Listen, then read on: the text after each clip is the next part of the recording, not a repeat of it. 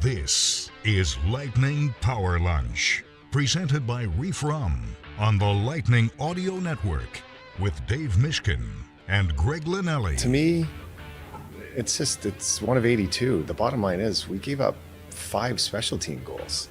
I mean, we gave up 4 power play goals and a shorty. That was the game. I could have handled the rest of it, no problem. Walk away 2 points, but the fact that we gave up those special team goals. That's the part I'm a little irked about. So, yeah, we have to shore that up for sure. Shore it up. Man, you got the sense after that game last night to the Buffalo Sabres, where the Lightning lost 8-7, that the players were really pointing out the positives in that game rather than giving up 8 goals and losing to a team who's right there with them now for first place in the Atlantic. It is Power Lunch on Lightning Radio. Greg Linnelli along with the radio voice of the Lightning, Dave Mishkin. And we heard, partner, from a couple of players in Coop there that they really, respected the fight and, no pun intended, and the energy that was brought. And that, we gave up some goals. We'll get that corrected. It's not a problem. And I understand that. I get what they were saying publicly. I have a hard time thinking the team was not disturbed by the fact that they gave up as many goals as they did, albeit, a decent amount on the special teams from that perspective. Regardless, you give up 8 and it's like, okay, we've been leaking here. We need to figure some things out. And instead, the message after the game was, look, we didn't love our kill. The best kill happened to be the full 5-on-3 for Amazing. 2 minutes. Yeah. But we really lacked in that area. But I really liked how the team came together. We'll be fine. We'll get that fixed and things like that. And, we stuck up for one another. And it's almost, you felt like that's what they took out of that game more so than, look, let's be frank. It was another game where, you're just not defending the way you need to be, or the way they were defending before the break is what most people would look at. And I found that to be an interesting observation. And I'm not sure where you come down on it, but there's no question the game had everything last night, including a ton of goals and a lot of fights and the blood boiling over from a previous game. I think that's all entertaining. It's all good, but it still hasn't corrected the fact that the Lightning's game is off. Well, their game is off. And by the way, we can recap both games this weekend, where the Lightning ended their losing streak with a win on Saturday in Toronto. So last night's game, from the Lightning's perspective only, and even from Buffalo's perspective too, it was a mixed bag. There was some good and there was some bad, and that was true for both teams. It ends up being more good for Buffalo because the Sabres ended up rallying and winning the game. And for a fan base that hasn't seen a playoff game for their team in 15 years, and they're going to make the playoffs this year, they very well may get in first place.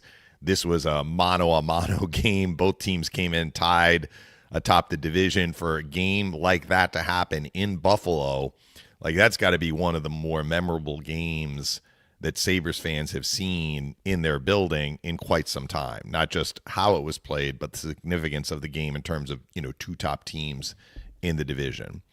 So both teams had some good and some bad. But even beyond that, the entertainment value of this game was extremely high. And this is coming from somebody who, is calling the game for, the losing team, right? It was a very bitter pill to swallow for the Lightning in the last 10 minutes of the third period, because they blew a 7-5 lead and lost in regulation. They didn't even get a point. But that doesn't take away from the fact, this was an extraordinarily entertaining game. It had a lot of everything. Coaches pull their hair out sometimes with, scoring chances against, but there were a lot of scoring chances for both teams. There was snarl to the game. Yep. There were a lot of fights. We can get into that. There's a lot of nastiness, so emotion. It's not so much the nastiness and the fighting, but it was that emotions ran high, which fed into the intensity level on the ice. That's what made it so entertaining. It was not a defensive clinic, far from it, obviously. And I think both teams understand they're going to have to play better defensively against each other and against other teams.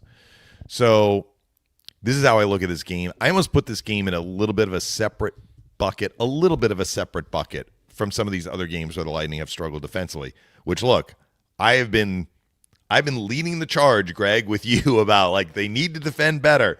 They're not going to go anywhere unless they defend better. This is an area of the game that is the most important to fix.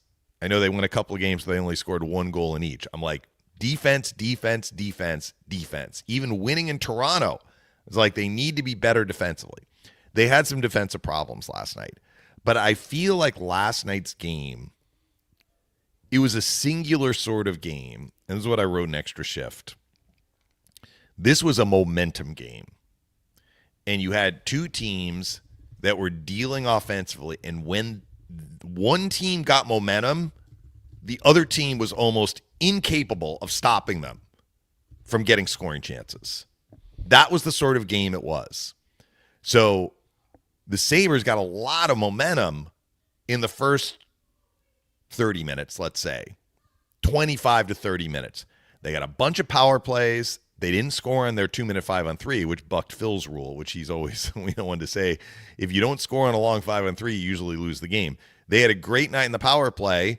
They only didn't score on 3 opportunities. 2 of them came right at the beginning of the game where they had a 2-minute 5-on-3, didn't score. Then they went power play goal, power play goal, power play goal, double minor on Hagel, power play goal. The second half they didn't score, and then they got the one at the end of the game. Power play goal. They finished 4 for 7. They built their lead because their power play was humming. And they were able to ride the momentum of getting the benefit, I will say that, of the calls in the first period plus. I'm not saying the Lightning didn't deserve the penalties that they got, but the officials decided to call it a certain way. There was a reason why, and it's not a slam dunk reason in my mind, there was a reason why they gave the Sabres a 2-minute 5-on-3 at the beginning of the game. Okay, Radish took a penalty. Fair. That's a 2-minute minor. Why is Hagel getting the only other penalty? It was roughing. There was a lot of roughing going on. Dahlin got a 5-minute fighting major with Radish, but that was a choice the officials made. The Hagel double minor, we can get into this. I was pretty outspoken when Forsling was punching Moser on the ice right before the Olympic break. I'm not a fan of players, in a fight, punching another player when they are on the ice. With the glove on. With the glove on, yeah. Hagel has been on the receiving end of a punch with a glove in the 100%. Preseason. So, look, we're going to be consistent here. I have to say, I wasn't crazy about how that unfolded. But Dahlin has been involved in a lot of stuff. This wasn't some isolated incident where Hagel just blew his top. It was Dahlin again. Yeah. Dahlin injures Gonçalves. Dahlin gives a cheap shot to Point. Dahlin high-sticked Hagel. I mean, I don't think it was flagrant, but he got the stick up. It was the stick blade. It hit Hagel in the face. That's why he blew his top. So you're kind of like, all right, you want to give Hagel a double minor. What about the high stick on Dahlin? Yeah, right.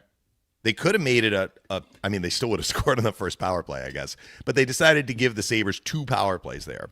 So the Sabres got, I will say it, the benefit of some calls based on the fact that the first 30 minutes of that game, or 25 minutes, was extremely rough. We had 5 fights in the first period plus 6 seconds of the second. So the Sabres got their lead. The Lightning grabbed momentum back. And in the second half of the second period, into the beginning of the third, the Sabres could not do a thing to stop the Lightning. The Lightning had momentum, and they were dominating action. And they ended up scoring. Tuck got a shorthanded goal. But the Lightning ended up scoring 5 of the next 6 goals in a fairly short period of time. So, the Sabres, Lindy Ruff is talking about this, but nobody in Buffalo was talking about the fact that, the Sabres were hemorrhaging goals during a stretch in this game because they came back and won it, right? They got their 2 points, and there was a lot of positive. But there was negative there for Buffalo. Like, they took a gut punch. They took a punch to the jaw, figuratively, and they didn't respond. They had nothing going. You get the power play goal from Kucherov after Perry scored. But you get the power play goal from Kucherov. They come back, Gergenson's even strength goal. Moser even strength goal. Kucherov goal in the opening minute of the third. And then Point they called it an own goal. I kind of disagreed with that because Point did swing at the puck and was pushing it toward the net.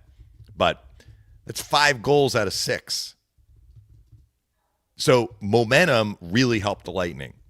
And this is just me personally saying this. I heard what Coop said. He's like, we lost the game because we didn't take care of business special teams wise. That's fair. But 4 of those 5 special teams goals they allowed happened before they rallied. So to me, the biggest goal in the game, by far, the biggest goal in the game was the one scored by Sam Carrick. Now that goal made it, 6-5 Lightning.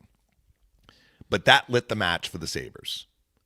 In a way, the same way that Perry's goal helped the Lightning. And that was an inexcusable defensive mistake for the Lightning. You're up 6-4. You've just scored the 6th goal. And it's one of your best defensive defensemen, McDonough, steps up in the neutral zone to check Zach Benson. And then Sabourin also checks Benson. So if McDonough is going to step up, Sabourin, easy for me to say, but Sabourin needs to cover for him. And Benson took the hit and made the play. And you want to say Johansson should have had that one? I mean, it was a pretty good shot from Carrick, even though he's on his strong side, but it's a 2-on-1. Why are you giving up a 2-on-1? You're up 6-4. And I understand the Lightning got a 7th goal from Hagel to go up 7-5, but I felt once Carrick scored, it was like the Sabres got reignited. Like their offense woke up. And they were dangerous the rest of the third period. I think we came out of the middle TV timeout of the third period, Greg, and I was like, it's 7-5, but it feels like we got a long way to go in this game. Like, there are 8 some odd minutes on the side. It feels like 28 minutes are left because the Sabres, like, every time they got the puck, they were dangerous. We weren't seeing that during that stretch when the Lightning had momentum. So I'm not saying it was, like, bound to happen, but momentum really helped Buffalo. And then the Lightning made some critical defensive mistakes that led to some glorious chances, and Johansson couldn't stop them. I'm talking about goal 6 and goals 5, 6, and 7. That were all even strength for Buffalo. The 3 goals they scored even strength were goals 5, 6, and 7. Those were very, very important goals. I have to be honest, I didn't see a clean replay of it. I wasn't crazy about the call on Gergensons near the end of the game. Not that it wasn't maybe a penalty, and Lightning made a mistake there. Holmberg goes for a hip check. Austin gets around him, has a path to the net. You might say, okay, maybe he denied a scoring chance. We saw a lot happening in the final 30 minutes of that game, and a lot happening in the third period. We didn't see one penalty called. So the Sabres got the benefit of a call there. I'm not saying it wasn't a slash, but look at the context of the game. Power plays at that point became 7-2 Buffalo. And they're like, thank you very much. We've just scored 2 in a row to tie. We got momentum. Our power play has been rolling. Lightning had a chance to clear it. Gord kind of mishandles it, stays in the zone. Dahlin takes a shot. Zucker, this guy kills the Lightning. Going back to his days in Minnesota, he always plays well against the Lightning, one of these guys. He's a good player, too. He had 2 goals in the game, but he tips the shot. That's why it goes off the post, comes right to Doan on the rebound, and he's got an open net. 8-7. It was one of those games where it's like the horses left the barn and they weren't going back in the barn, except when the Lightning had that lead in the third period, early third. Like the Sabres were quiet. They were quiet. There was a lot of talk coming out of the game that they were better 5-on-5 than the Sabres. Greg, I don't know if you want to quibble with 5, 6, and 7. But goals 5, 6, and 7 were all even strength goals for Buffalo. Yeah. So I think, yes, overall for the whole game, the Lightning scored more 5-on-5 goals than Buffalo. But I'm not really looking at that as much. I'm saying, what direction was the wind blowing? And the wind started blowing in the Lightning's face after Carrick scored the 5th Buffalo goal. The Sabres are a team, and in some ways, they're very much like the Lightning. Brian Engblom talks about the Lightning this way. They're a feel team. Like when something good happens, they like grab onto that, and they ride that wave of momentum. And I think the Lightning did that in the game last night, but so did the Sabres. And the thing I wrote in Extra Shift, it was almost like one of these games where last goal wins. And the Sabres got the last goal. And that was the difference. Like in terms of the standings, in terms of the Lightning's trajectory, now 2-5 coming out of the break. I mean, it's not ideal, obviously, to lose a game in regulation. teams behind the Lightning are getting closer. They are. I mean, we're not blind to what's happening in the standings and in the Eastern Conference. But the reality is, the Lightning need one win in the next 8 games to get to playoff pace for this 10-game segment. So they're still in very, very good shape. The overwhelming likelihood is they're going to get into the playoffs. And look, they may play the Sabres. I think it would be a great playoff matchup because both teams can skate, both teams can attack. It's going to be a challenge to see which team can slow up the other. The Lightning have a game tomorrow, by the way, against a team that also slices them up with their speed and their rush chance capabilities, Columbus. We saw that the last time the teams met. So coming out of this Buffalo game, it would behoove the Lightning to tighten things up in terms of their rush coverage because even though, yes, 5 of their 8 goals came on special teams, Tuck's goal was a breakaway, right? Yeah. I mean, that was a shorthanded goal. Zucker scores on a breakaway. The Carrick goal, 2-on-1. Those were all off the rush. So, and the Sabres had other dangerous looks off the rush that didn't go in.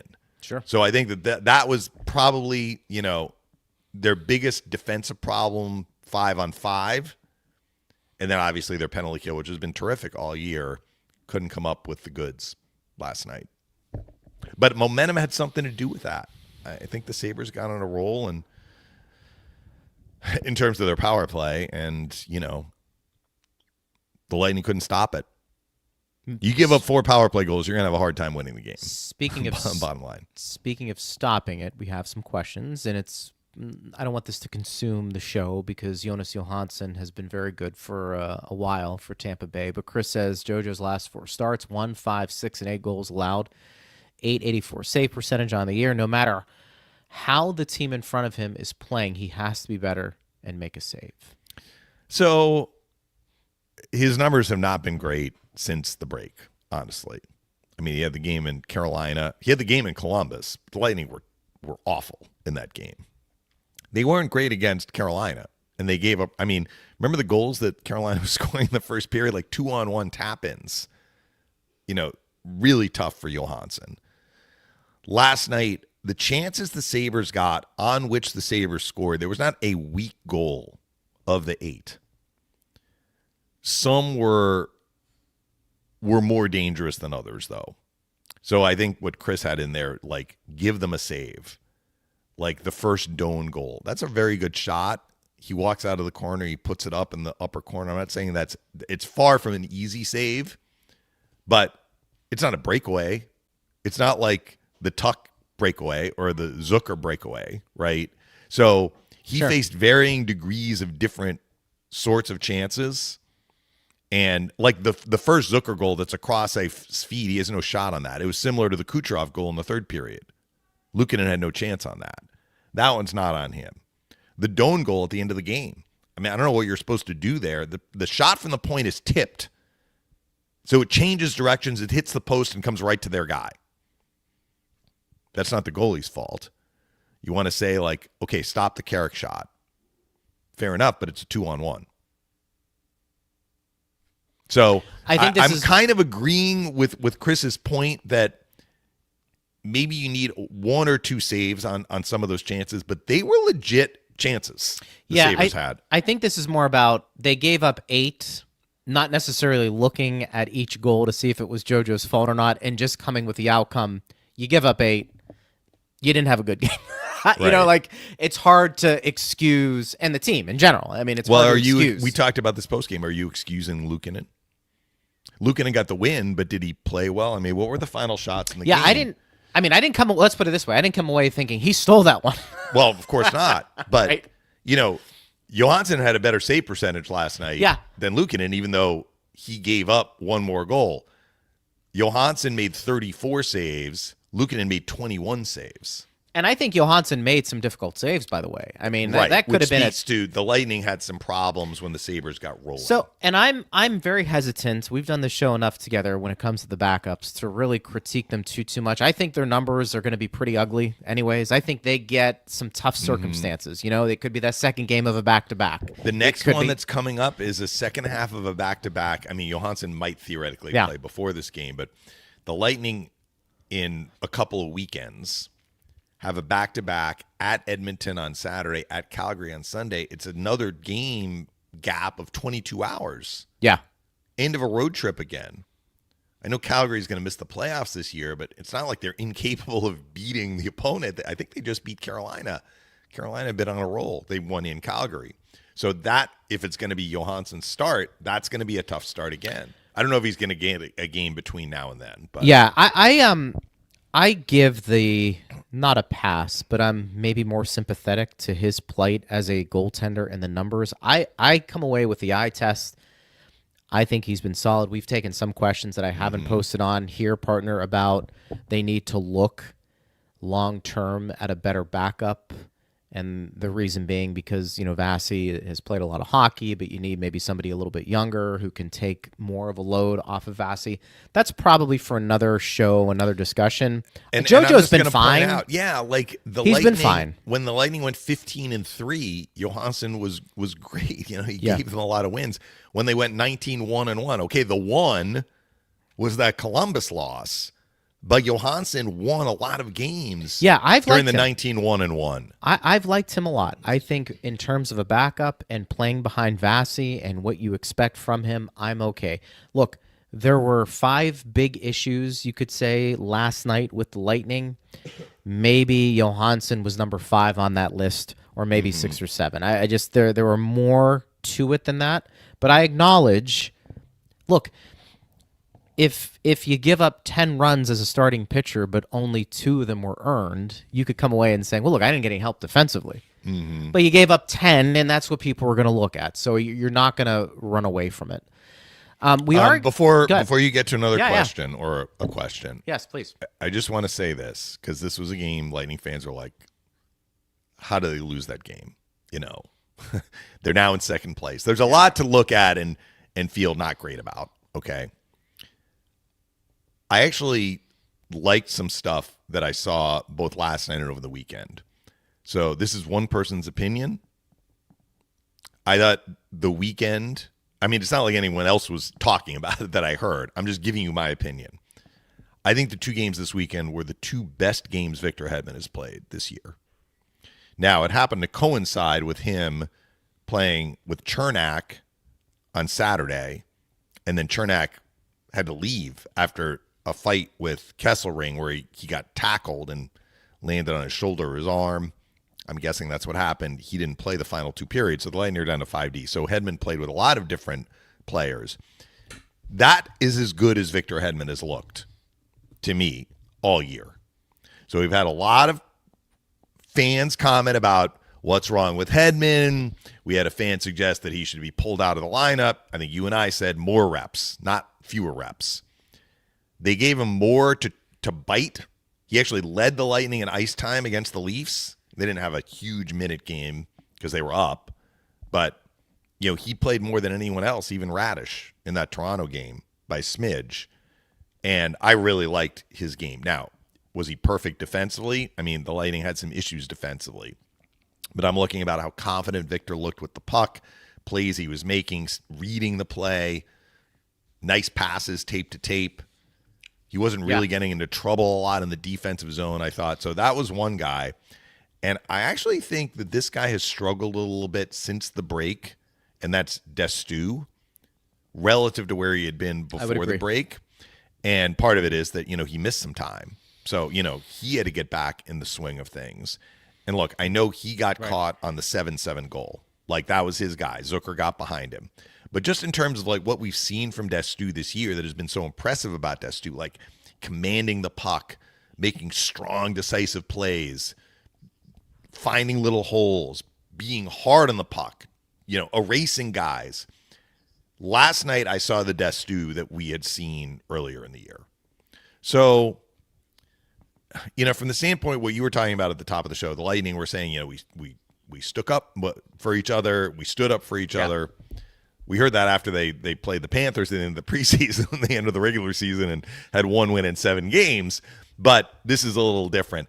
I think that I liked the temperature going up for the Lightning because I think it helped them play better, which is kind of funny to say because they weren't great defensively. but I think there were parts of their game that were as good as we have seen since the break. And part of it is they were emotionally engaged. Yeah, in I would that agree game. with that. Yeah. But I also singled out a couple of guys as being, I noticed that they were really on top of things in terms of where their level is, and like the level went up. The level went up for Hedman this weekend. The level went up for Destu on Sunday.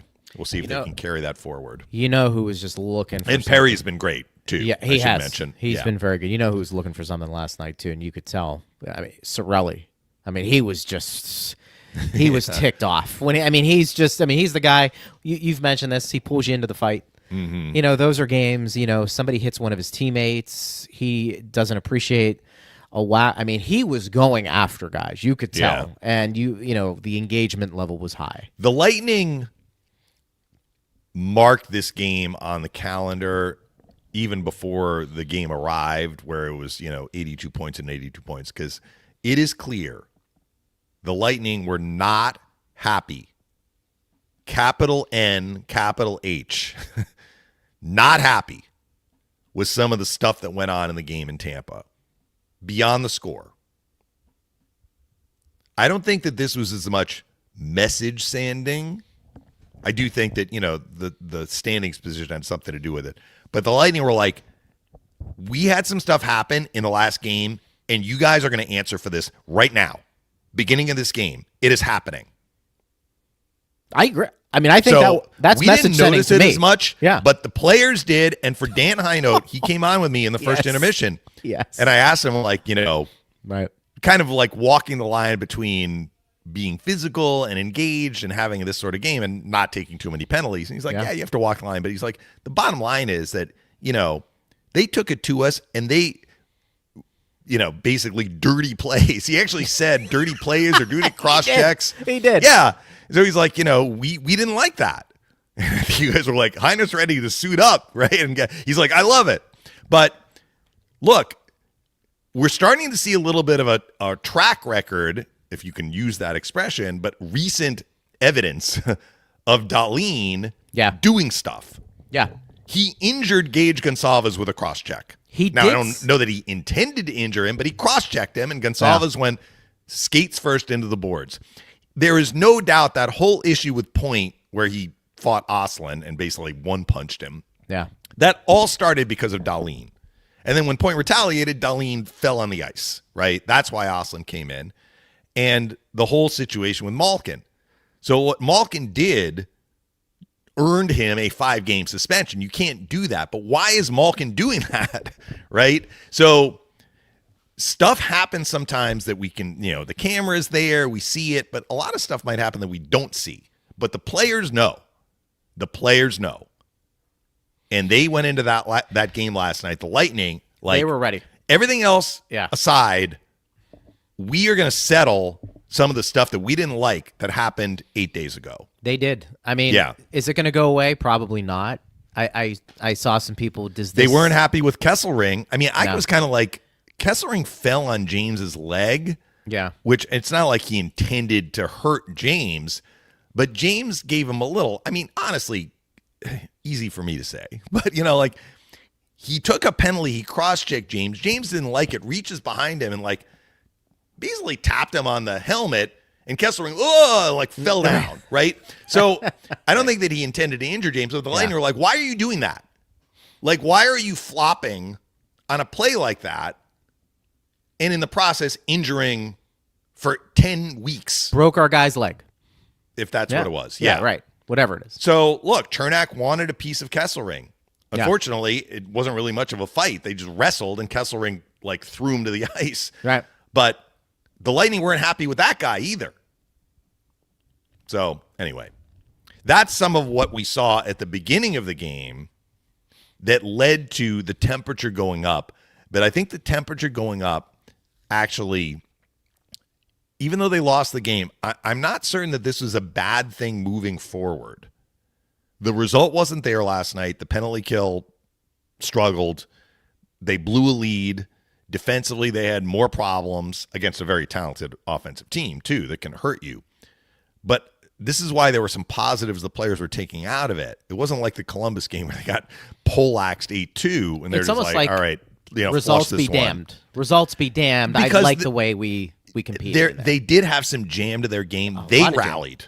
They pushed back. Yeah. And For some sure. of their main guys really stepped up last night in a good way. So, And did we mention Hagel got fined $5K? yes. Okay, we did mention that. I just want to make sure it's. Chris says this is interesting. Darlene is sneaky dirty for sure. Had issues with the Bolts, Malkin, Matthews a few years ago. Another one I am forgetting. So I bet you if you polled some players around the league, I didn't actually really confirm. think of Darlene that way. What I didn't remember either. is I when didn't he either. came into the league, he needed to mature. Like he needed to mature physically. I don't mean like mature in terms of his, behavior, but like as a player, he needed to get bigger, stronger, and more seasoned. And it was a few years ago he hit that point. Even as the Sabres were missing the playoffs, it was clear Darlene had taken a huge step forward. In my opinion, he is one of, he's not in the Makar kind of Quinn Hughes class, but he for sure is their top defenseman, and I would say he is one of the top defensemen in the NHL. He is. Look at that goal that he scored last night. I wouldn't disagree. He is a with you. fantastic player, and he's really grown into, a different player than when he was 18 and 19, which makes sense. So I didn't really think of him as a guy who was, as Chris put it, quote unquote, sneaky dirty. But now we're starting to see retaliation, right? He's getting punished in a retaliatory way.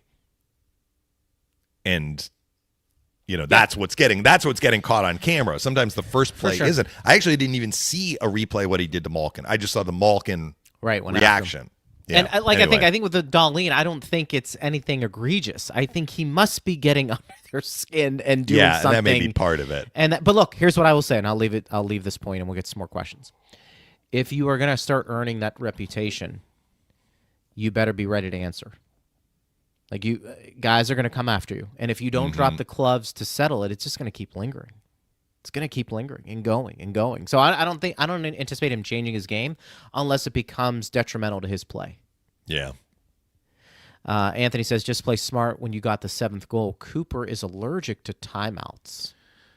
What do you think of that one? Well, look, by the time they got the 7th goal, I felt the Sabres, the match had been lit for them. They were more dangerous. Like at 6-5, you had that feeling like this is not over by a long stretch.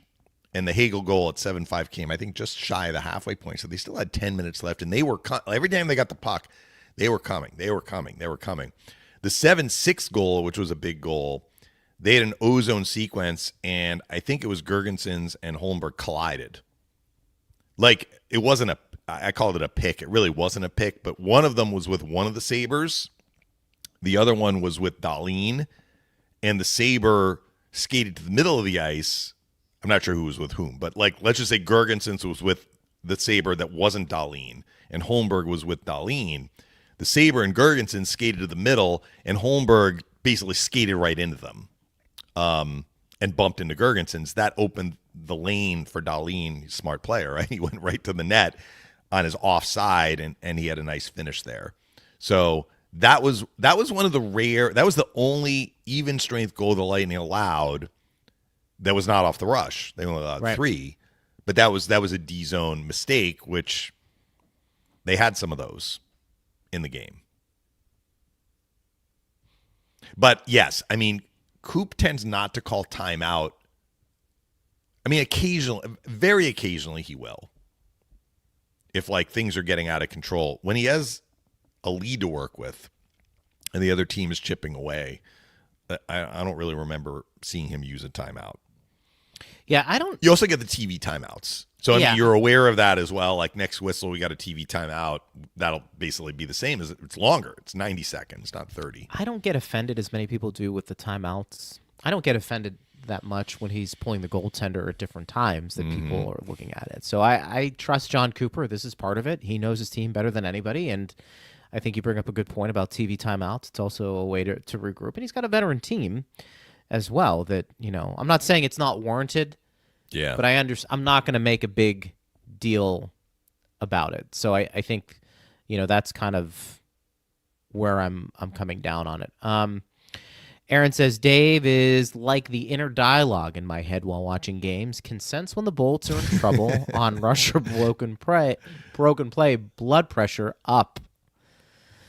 Well, partner, I appreciate that because I think when you are doing play-by-play very well, you're listening to it, you are just on the edge of your seat if something's about to happen. You can tell based off of your tone, and I agree wholeheartedly. I mean, ultimately, you sense danger. You sense danger. Yeah. No doubt. This one comes from FKA322. Sabre fans need to be reminded their franchise has 0 cups. But you had mentioned the atmosphere was pretty good. Yeah. Correct? I mean, look, I think Buffalo Cool. sports fans are great fans. Now, in fairness, when the Sabres have struggled in recent years, the building has been, let's just say, not full. Right. I've called a lot of games in there through the last several years where there have been a lot of empty seats. But look, that happens. When you don't make the playoffs for 15 years, it's hard to sell out the building every night. Yeah. But there's no question that their fans are very passionate sports fans. They are. And, a lot of former Sabres, they really love the Sabres. A lot of former Sabres, maybe they're not staying there in the winter, but they like going back in the summer. I know for years, I'm not sure if he still does, but Andrew Chuck would go back for the summer months. He had a place, if I'm remembering right. He told me that. So, look, if this is referring to anything online, I confess I haven't really we got back. I don't know what happened. I have a feeling Sabres fans are probably not thrilled with some of the fighting that was initiated, by the Lightning, which by initiate, I don't mean instigating, but the Lightning were looking to get involved. And the Hagel play with Dahlin certainly is, I know that has appeared on some clips. Many of those clips don't show Dahlin getting his stick blade into Hagel's face, though, at the beginning of the play. And it was Dahlin, right? So it was a guy that kind of was already in the Lightning's crosshairs. And he did this thing again, as we said earlier in the show. This didn't just come out of nowhere, right?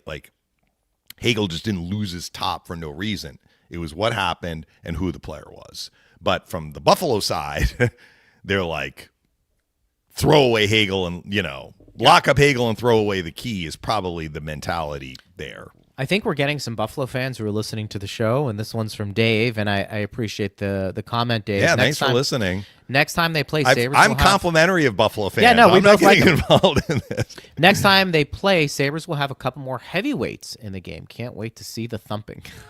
Well, let me just say, because they have Stanley coming in, right? I mean, he's a big boy. Yeah, Logan Stanley. I mean, he fights. I'm not sure that I don't see him play a lot. I know that he has had a great year. I mean, actually, because the Lightning were just in Winnipeg, and some of the Winnipeg people were like, I really hope they don't trade Stanley because he had been pulled out. Yeah, it's he's kind of been slower in his progress than some first-round picks, but this was the year he kind of had a coming-out party, if you will. Yeah. I think he's 9 goals. He's set career highs. He's playing well. He's also a pending UFA. So Winnipeg decided to move him along with Luke Schenn. Luke Schenn can throw him, no question. Very good. So a couple of things. First of all, sometimes we have games like this, and then the next game everyone thinks it's going to be just like it, and it's not, right? Now, the Lightning and Panthers have had this, where they had the brouhaha in the preseason, and they were like, what's going to happen in the first game? Actually, the first game was fairly quiet, but it was the second game that a lot happened. And I don't know what's going to happen on April 6th. The Sabres may decide to put I thought that they handled themselves just fine last night. But, Schenn and Stanley are big, strong guys. If they happen to be in the lineup, that may act as a deterrent in a way. Or it just may be a sort of game where we're not going to see this stuff. I have a feeling both teams are going to go into that April 6th game, wherever they are in the standings. And where they are in the standings may affect kind of how that game unfolds. But they're going to be like, we cannot give up as many goals as we did in the last meeting. So the priority may be less on putting your markings on the wall. Yeah. And more about let's make sure that we can defend, because if we play these guys in the playoffs, this is going to go both ways. We can't be giving up 6, 7, 8 goals. And for the Lightning, it's got to be a priority to stay out of the box. They have had problems on the penalty kill against Buffalo. Remember in the first meeting, it was Doan. I think it was Doan again. Doan's had a lot of power play goals for Buffalo, but the Sabres got a late lead in the first meeting when Doan scored on the power play, and Radish scored a 6th attacker goal to get the game tied. And then the Lightning, I think the Lightning also gave up a power play goal in the last meeting, if I'm remembering right. At least one. I guess I can look it up. But clearly their penalty kill has had problems with the Buffalo power play. So look, if you're the Lightning, you're like, we can't take unnecessary penalties. We can't give the referee an opportunity to put us short. I would agree with that. By the way, this would be a heck of a first-round matchup. Yeah, I mean, I think both teams are looking at first place, and the only way they would meet in the first round then is if the other team falls into the wild card, one of the two. But this is an interesting question, partner, and I don't know if we can dovetail into Toronto momentarily, because I think it's an interesting point. Greg says, "What is your opinion on why Cooper didn't start Vasi last night? The Leafs game meant nothing, and Buffalo is by far a better team right now." Well, hindsight's 2020. The Lightning entered the Toronto game having lost 4 straight in regulation. They absolutely needed to get a win. I don't disagree. I don't need disagree to end with that losing streak. I would agree. So from that standpoint, start Vasi. I think some people were wondering, would they play Vasi in both ends of a back-to-back? Like, that game was 22. The games were 22 hours apart. Vasi has played how many games in a row now? Johansson came in relief of Vasilevsky last Saturday, but in terms of starts, Vasilevsky had started 5 in a row? 4 in a row? Like, it was a back-to-back. They're not in jeopardy of falling out of the playoffs. I mean, they were tied for first place with Buffalo. Look, if they won the game 7-5, nobody would have been coming on the show today and asking us why didn't they start Vasilevsky. I did hear some questions, though, and even up in the press box, like, do you think they're going to start Vasilevsky again? I'm like, I don't, but I didn't know until Johansson led them out of warmups. Also, Johansson played pretty well against Buffalo in the relief appearance last week. That's fair. Remember, he made 16 saves on 16 shots in the second period. Yeah. So I tend to agree with you. I think you needed a win. Your team for the Toronto game. The Toronto game, your team's a little fresh, a little more fresh maybe than last night if you believe in that second game of a back-to-back. So I understand that, and I would have done the same thing. Vlad says our forwards need to control themselves. They have to be strong, defend themselves, but not attract so much penalties. I mean, I would say that's stating the obvious for sure. And I think a game like that, I think people were surprised it was so one-sided with penalties. Yeah. Not saying I think we've all acknowledged if you want to give 7 to Tampa Bay, that's fine. But you have to have a willing participant on the other side a little bit when it comes to that. So, well, I'm looking at the minors. So again, just to be clear, I'm not saying the Gergensen slash on Oslin near the end of the game wasn't a slash, but at that point the officials had put away the whistles. That was a little bit of a tough one, but if we're going to say, all right, was that an undisciplined penalty? It wasn't. Oslin's going to the net. He's trying to make a play to prevent a scoring chance. So you'd call that not a bad penalty to take, even though, again, stuff had been let go on both sides. In the second half of that game, they decided to call that one, and it benefited the Sabres, no question. I was a little, all right, so actually they announced it as roughing to Hagel. They actually gave him boarding, that one at the beginning of the game. So Radish slashed a Sabre and then got into a fight with Dahlin. So he got the extra 2, and that was deserved. There was a big scrum, but they gave an extra 2-minute minor to Hagel boarding. I'm not sure who he boarded. He must have come flying in, and they felt that warranted a second penalty. The Lightning weren't happy in this scrum, though, that they got the extra 2. But that goes to what the fan was saying, like discipline. Chernak got called for interference by the net. That was an avoidable penalty. He stepped, I forget who he knocked down, Norris maybe? Like, Norris didn't have the puck. So, mean, it didn't deny a scoring chance or anything like that, so I would call that an avoidable penalty, although the Lightning were looking to be physical, and so they got called for that. So that's 1, 2, 3. The Hagel double minor were 4 and 5, and then there was another one in here that I'm trying to find. I don't see it right now. McDonough got called for high sticking, maybe? Yeah, that was the other one. That was the one on which Zucker scored. So, stick fouls, extracurricular fouls, those are the avoidable ones. The Girgensons one, to the extent that it was called a penalty, that's a penalty you live with because the guy has a path to the net, right? Now, Agreed. are we going to, and the Bruins fans were making this argument after the Stadium Series game where power plays were lopsided in favor of the Lightning. Maybe they were not happy with all the penalties called on the Bruins. And a lot of them came one right after the other. So the Lightning got 5-on-3 after 5-on-3. But they're like, what about non-calls the other way? That is fair for last night. Did the Sabres only commit 2 penalties leading to Lightning power play chances? I think it is fair to say they had more infractions than that, but that goes to this thing about Girgensons. Like, the officials let some stuff go. So the Lightning might have had more than 2 power play chances. They didn't. That's the way it goes. At the end of the night, you have to kill those penalties, though. You can't allow 4 power play goals. You can't. And expect to win. I would agree with that. I think that's all fair game. At Bolts Radio, if you want to get involved in these conversations, you certainly can. Mark says, when is Nick Paul coming back? Yeah, Julian actually addressed that because he met with the media after the Perry trade. I think he said a week and a half or so. Gonçalves is close. Gonçalves has been skating. It's possible he could be in tomorrow. I mean, I don't know that for sure. The Lightning have an off day today. He's closer than Paul. Paul was not on the trip, but Paul is getting close, which is good news. By the way, Geeky had a very nice play on the Moser goal. I thought Geeky settled in this weekend too. He's another guy. He got more of a regular shift. He was playing mostly with Perry and Sabourin. I think Perry did a lot for the Lightning in just 2 games. Not only did he score 2 goals, he got into a fight too. Yeah.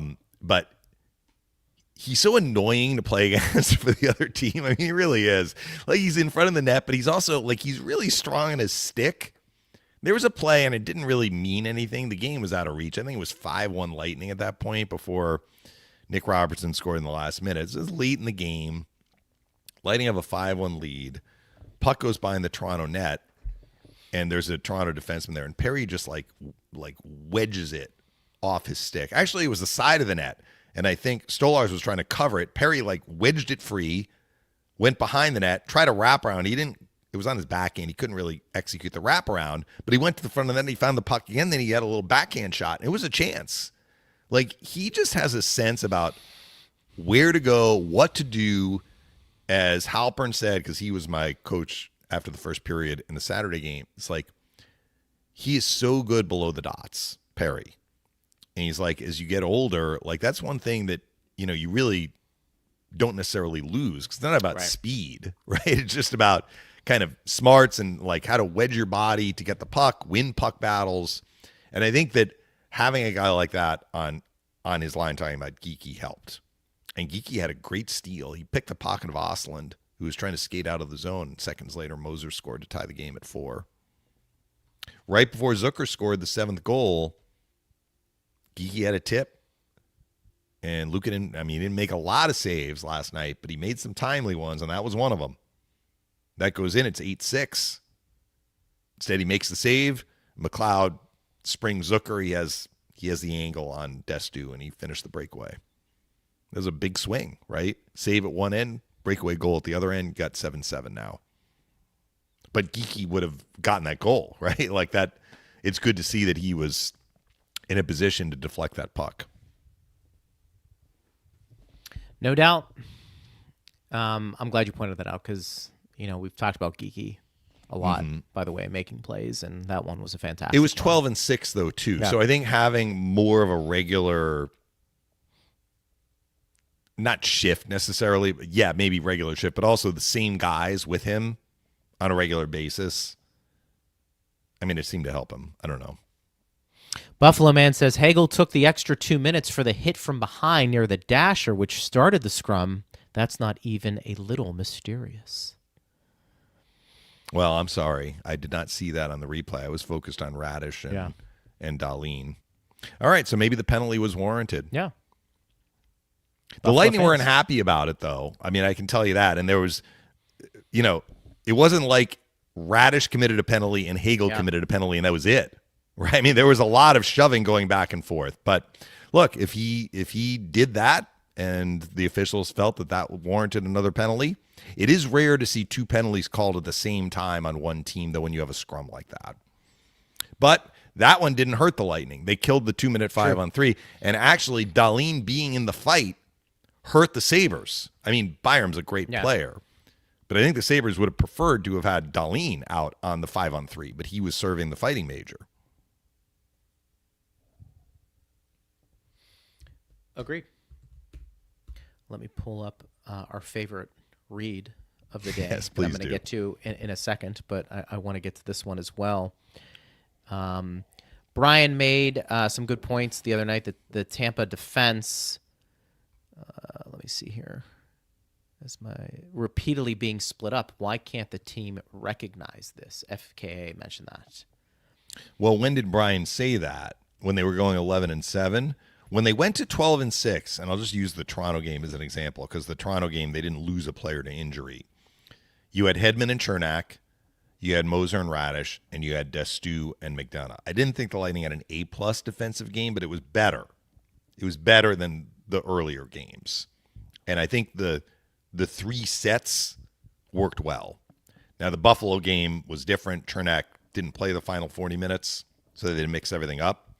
But I actually... And again, I'm going to say this. I think it helped Destu. Like, Destu saw more ice than when they were dressing 7D, and I really felt he got into the flow of his game. Yeah. Understanding Zucker was his guy on the breakaway. So I'm not overlooking that. I'm just saying he played with some juice. That's the Destu that we saw prior to his injury. And I was glad to see that guy back last night. I think we all were. Let's get to this. And tonight, enjoy some Reif Rum. Smooth, versatile, now pouring at Benchmark International Arena. Order a tropical wave or a Lightning Mule and taste why fans are switching. Reif Rum is a premium craft Florida local rum built on authenticity, quality, and easy drinkability. Ask Reif Rum by name. Go Bullets. Enjoy responsibly. You know, it was interesting. We talked about this on the last call last night. And I know Chief was talking about this team and the fact that it hasn't played particularly well and that it needs to set in. And, you know, if you don't do it now, when are you going to do it? And I think there are some valid points to that.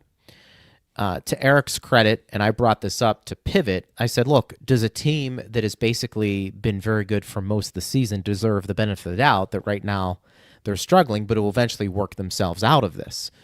And I think Eric's position was he kind of agreed with that take. I don't want people who are Lightning fans to look at this bad stretch and feel like all of a sudden this is a systemic problem and the Lightning are all of a sudden now not a very good team.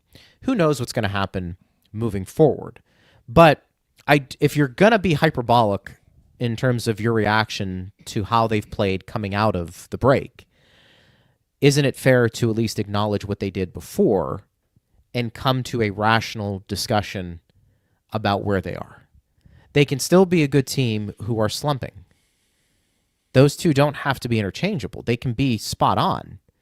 And look, I've been a big believer, you know this on this show, Mish and everybody that listens, that I'm not sure it matters necessarily how well you're playing heading into the playoffs. I think it's nice to play well heading into the playoffs. I think if you had your druthers, you'd rather play well than not. But this Lightning team, I always feel like goes through something like this at some point towards the end of the year. I mean, we've had conversations, you know, the Lightning are kind of limping into the playoffs. They're not playing particularly well. It happens. I remember in 2021, they kind of took care of business to get in the playoffs in the first, I mean, that was the 56-game season. Maybe the first 20 games. They ended up finishing third. They were never in jeopardy of missing the playoffs, but I think people were worried. Right. Because we had our show at that point. Right. I mean, we'd been doing it for over a year at that point. Or I guess it was our second year doing it. Because we started basically before the bubble. And we had a lot of fans who were like, you know, they're not playing well. They're not playing championship level. And like, yeah, they aren't. Remember, they acquired David Savard. They tried to put him with Hedman. They lost like 7-1 in Nashville. It's like Savard was -4. They're like, why did they make this trade? Like, okay, they figured it out, right? They were also the defending champs, and they knew to elevate as we got into the playoffs. If I'm remembering right, didn't they finish with the final two? Because everything was played in like a series, right? So it was 2 games in the same city against the same team. And they finished with 2 games in Sunrise against the Panthers, and they lost both. That was one reason why they finished third. Maybe they're going to finish third anyway. And I think they were going to meet the Panthers in the first round. People are like, oh my gosh, yeah. And then they won the series. So this team's a little different. They're not the defending champs. They do have to figure this out. They need to get better defensively. They don't need to play as well. I guess this is your point. Do they need to be playing like airtight defensive hockey like we saw for much of their 19-1-1 stretch down the stretch here in the regular season?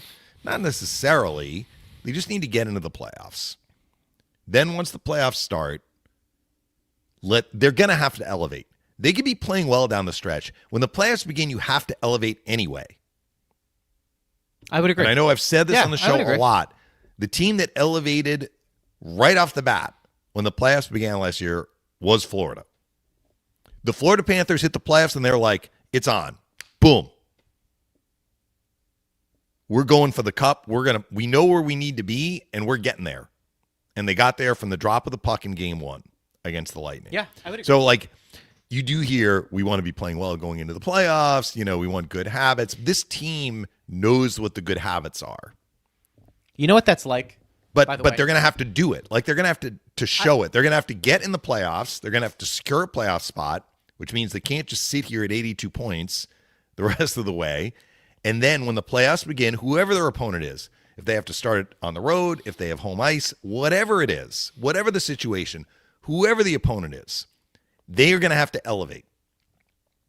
And with any sort of luck that they haven't had a lot of this year, stay healthy. This is what I'll say about wanting to end the season playing well. You know, for me, what that's turning into, we need to play a full 60-minute game. We need to play a full 60-minute game. You know how I feel about that. Yeah. It's you want to. Hard to do. And I don't think either one, particularly playing well towards the end of the year, means you're going to run through the playoffs either.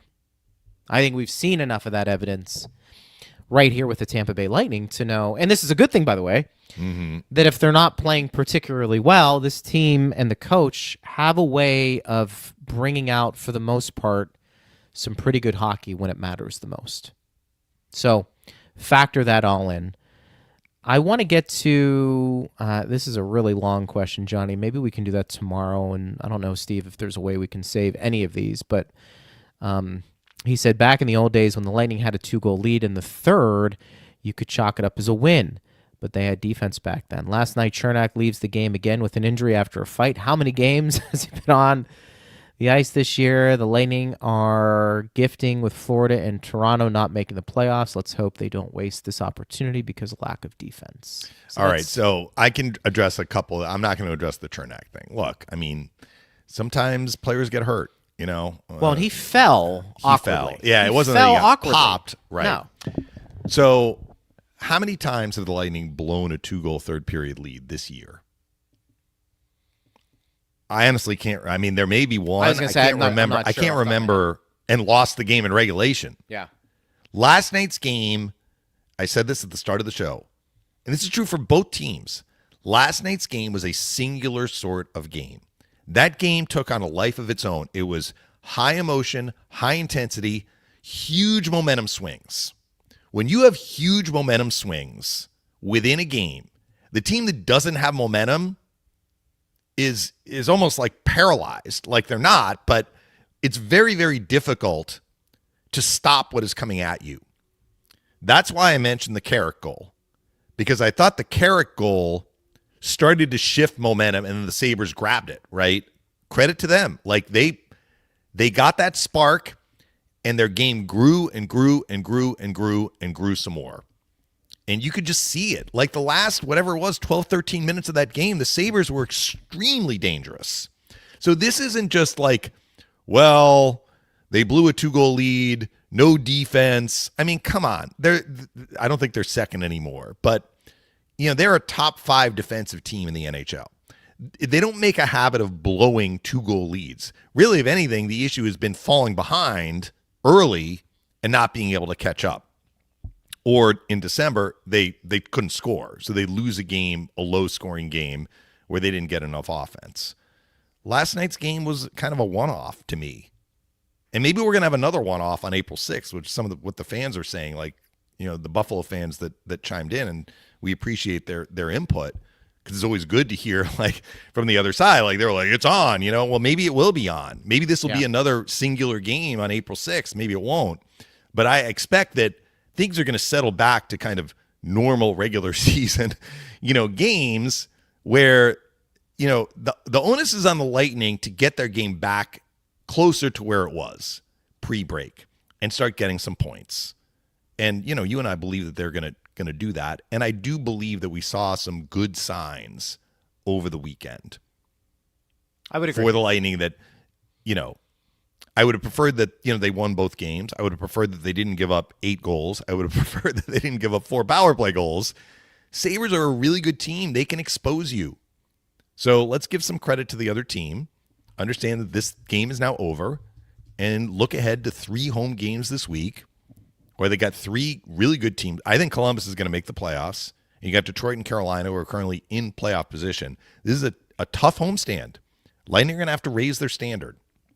But I saw a lot of good things over the weekend that hopefully they can build on and continue to kind of build their game and get back on the winning side of things. I went over there. Sorry, I said I would be short, but I wasn't. You're good. We'll talk more about it tomorrow. Be a lot of fun. Lightning taking on the Blue Jackets. We'll have all the coverage here on the show, and maybe have a guest from Columbus as well. But good talks, partner. Way to go. Yeah. Appreciate you. All right. That was a game and a half. That was a game and a half yesterday. It was. It was fun to debate with you.